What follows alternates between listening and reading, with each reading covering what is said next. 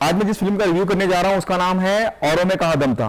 मैंने पहले भी कहा है कि इट्स अ रीमेक, उसका अडेप्शन है। 1995 में एक फिल्म आई थी, इसका नाम था मिलन, और उसकी स्टार कास्ट में थे जैकी श्रॉफ और मनीषा कोइराला, और डायरेक्ट किया था उसको महेश भट्ट साहब ने। तो नीरज पांडे साहब ने भी सोचा कि वहां से आइडिया उठाया और उन्होंने ये फिल्म कर ली। कई बार क्या होता है, डायरेक्टर सिर्फ इसलिए फिल्में कर लेते हैं कि क्योंकि मुझे तब्बू के साथ काम करना है, क्योंकि मुझे अजय देवगन के साथ काम करना है, मुझे इसके अलावा कोई रीजन समझ में नहीं आ रहा।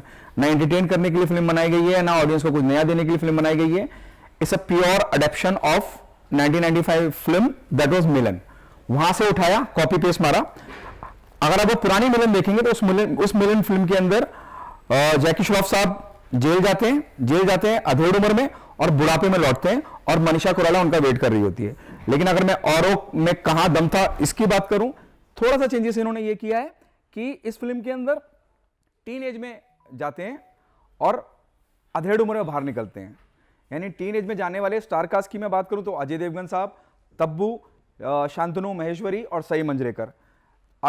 शांतनु महेश्वरी और सई मंजरेकर ने उनका जो जवानी का किरदार है ना, टीनेज का किरदार है, वो निभाया। कैसे उन्हें प्यार होता है और कैसे वो मोहब्बत एक दूसरे से करते हैं। फिर जो क्लाइमैक्स, कोई इतना रॉकेट साइंस का फार्मूला नहीं है कि क्लाइमैक्स बहुत दुनिया से हटके। मैंने जैसे कहा कि कॉपी पेस्ट है, बस थोड़े से चेंजेस ये कर दिए गए कि भाई ये मिल जाते हैं।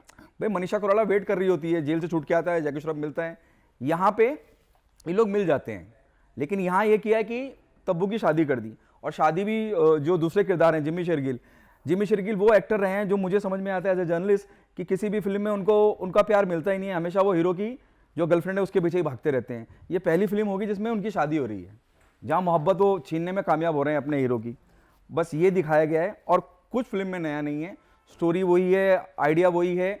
वहां पे वो उसके लिए मर्डर कर देता है और जेल चला जाता है। यहाँ पे भी ये 2 मर्डर कर देता है और जेल चला जाता है, और तब्बू अपने हस्बैंड जिम्मी के थ्रू उसको बाहर निकलवाती हैं। फिर वो एक फ्लैशबैक, दूसरा फ्लैशबैक, तीसरा फ्लैशबैक, चौथा फ्लैशबैक।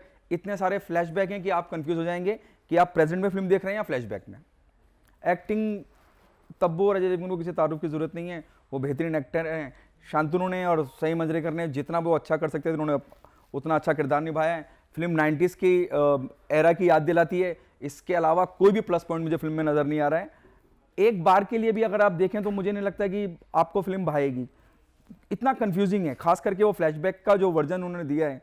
फिर जा रहे हैं, फिर बता रहे हैं, फिर आ रहे हैं, फिर जा रहे हैं, फिर बता रहे हैं। It's the same thing, repeated thing. I am repeating my self.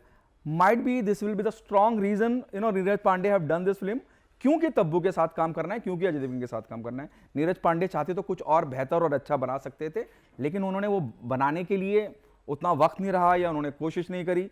बिल्कुल उसी तरह से है कि जैसे हमने रंग दे बसंती देखी राकेश ओम प्रकाश मेहरा की, उसके इमीडिएट बाद उन्होंने दिल्ली 6 ऐसी वाहियात फिल्म बनाई।